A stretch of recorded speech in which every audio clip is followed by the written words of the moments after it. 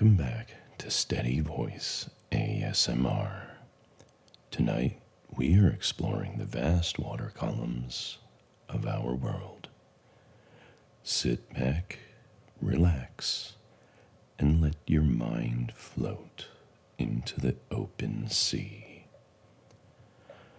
The pelagic zone consists of water column of the open ocean and can be further divided into regions by depth.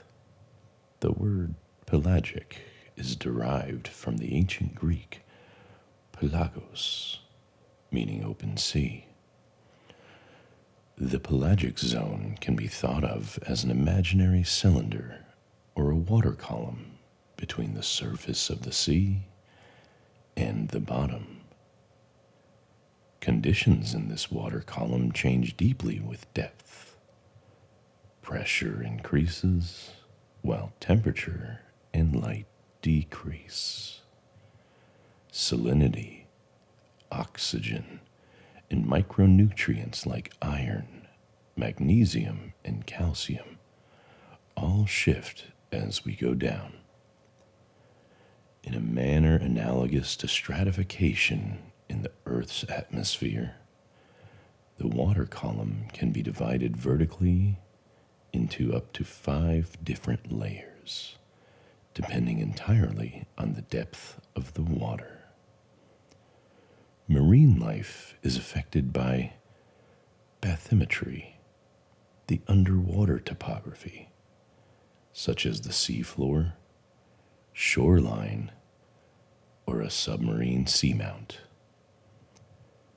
It is also affected by proximity to the boundary between the ocean and the atmosphere at the ocean surface, which brings light for photosynthesis, predation from above, and wind stirring up waves, setting currents in motion.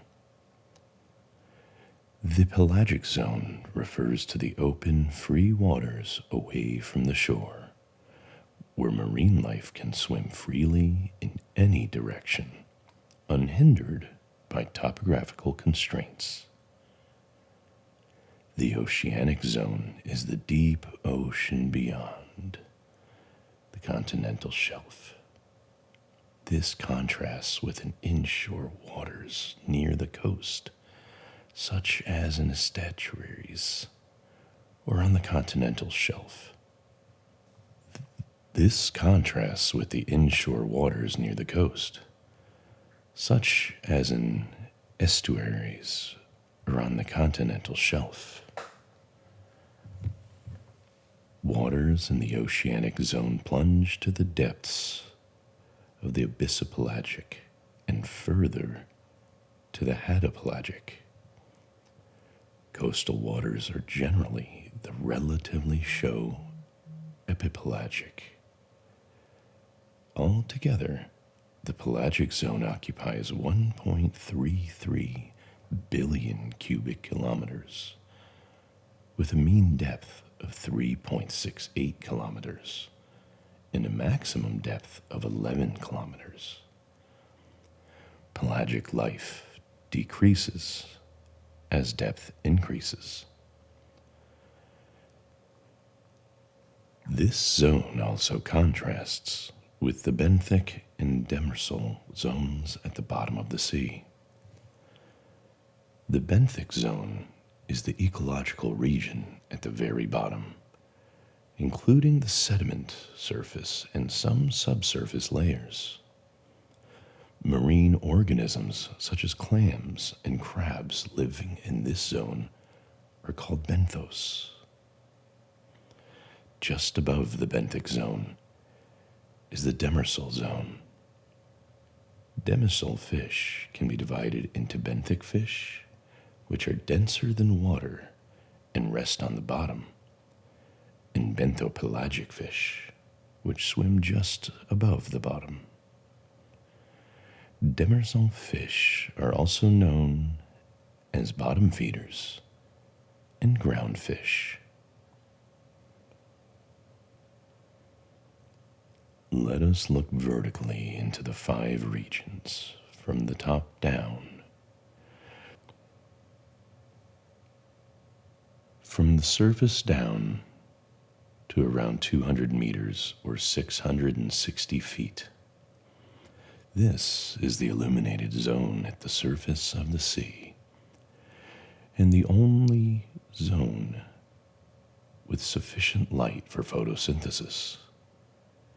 This zone is just above the continental shelf and has the lowest atmospheric pressure on the ocean surface, at 1 atmosphere for every 10 meters.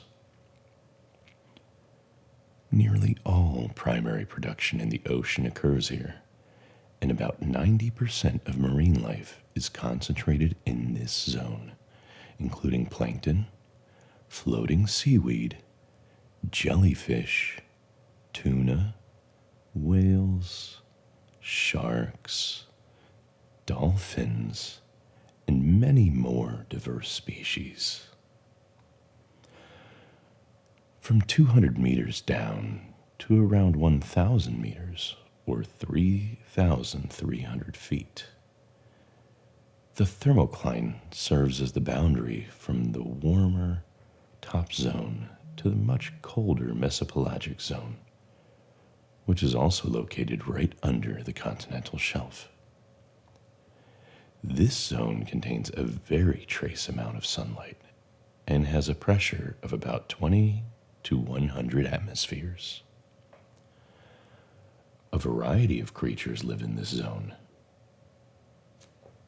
including species of swordfish, squid, wolffish, and some species of cuttlefish.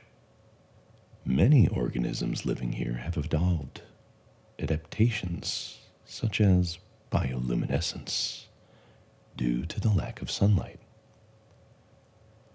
Some mesopelagic creatures rise to the epipelagic zone at night to feed. Heterotrophic bacteria are among the more abundant organisms in this zone, and they primarily feed and break down falling matter from the upper zone.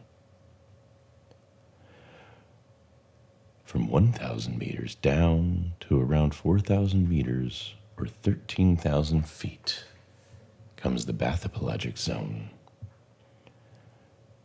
The name stems from the ancient Greek bathys, meaning deep. In this zone, the environment is pitch black at this depth and contains no trace of sunlight, apart from occasional bioluminescent organisms such as anglerfish. The temperature and salinity of this zone are stable. No plants live here.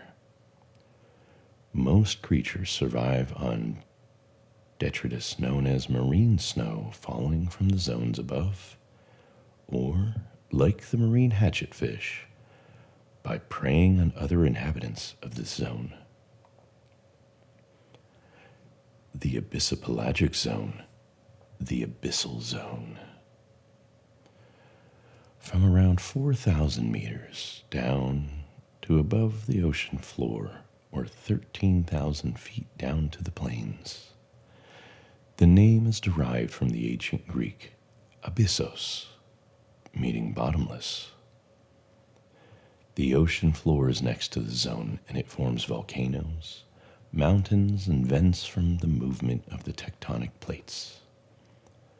Among the very few creatures living in the cold temperatures, high pressures, and complete darkness there are several species of squid, including the basket star, swimming cucumber, and the sea pig. And marine arthropods include the sea spider. Many species at these depths are transparent and eyeless. The Hadopelagic zone. The Hadal zone. The name is derived from the realm of Hades, the Greek underworld. It is the deepest part of the ocean at more than 6,000 meters or 20,000 feet. Such depths are generally located in the trenches. This zone contains 13,000 short, narrow troughs and 33 trenches. The deepest trenches stretch to 10,924 meters deep, while average trenches are usually 5 to 10 kilometers deep.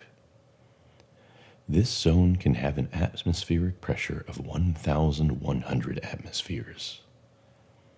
In this zone, there is an increase in temperature from adiabatic heating. Very few creatures live in this zone. Some of the recorded species are polychaetes, amphipods, echinoderms, and mollusks.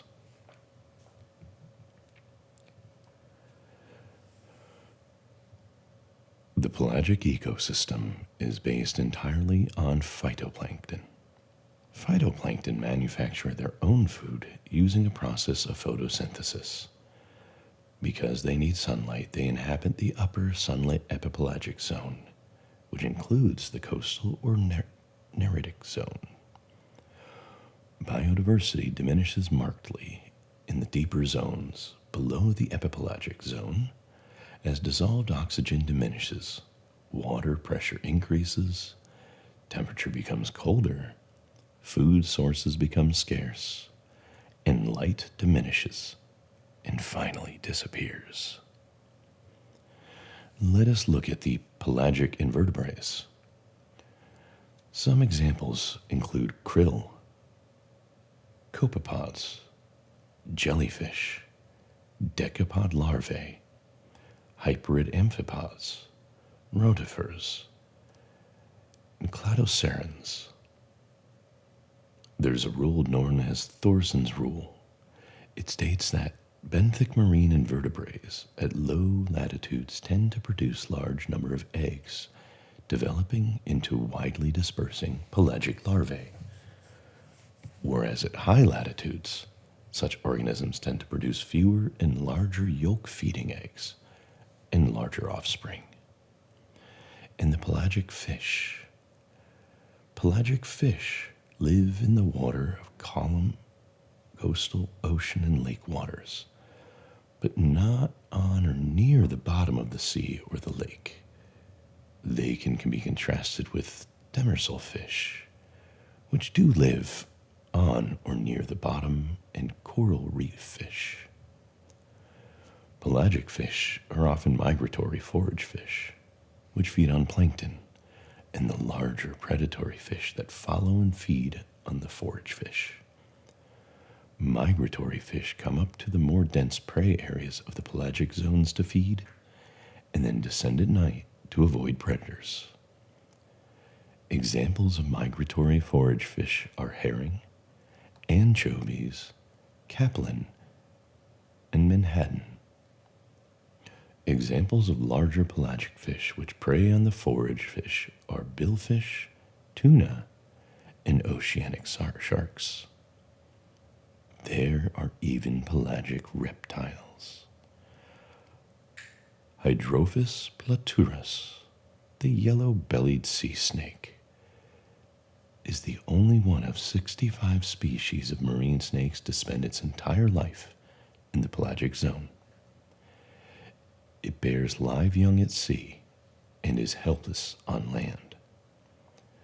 The species sometimes forms aggregations of thousands along slick and surface waters. The yellow-bellied sea snake is the world's most widely distributed snake species. Many species of sea turtles spend the first year of their lives in the pelagic zone, moving closer to shore as they reach maturity. And finally, the pelagic birds, also called oceanic birds or seabirds. They live on open seas and oceans rather than inland around more restricted waters such as rivers and lakes. Many of these birds have very long wings, which give them the ability to fly for long periods of time. Some pelagic birds dive deep into the water to catch prey. Pelagic birds feed on planktonic crustaceans, squid, and forage fish. Examples are the Atlantic puffin, macaroni penguins, sooty terns, razorbills, sheer waters, and the albatross. The pelagic wandering albatross ranges over huge areas of ocean and can circle the globe. Compared to terrestrial environments, marine environments have biomass pyramids which are inverted at the base. In particular, the biomass of consumers like copepods, krill, shrimp, and forage fish is larger than the biomass of the primary producers. This happens because the ocean's primary producers are tiny phytoplankton, which tend to have a vast life history. They grow and reproduce rapidly, so a small mass can have a fast rate of primary production. In contrast, terrestrial primary producers, such as mature forests, often have slow life history, so a much larger mass is needed to achieve the same rate of production. Because of this inversion, it is zooplankton that makes up most of the marine animal biomass.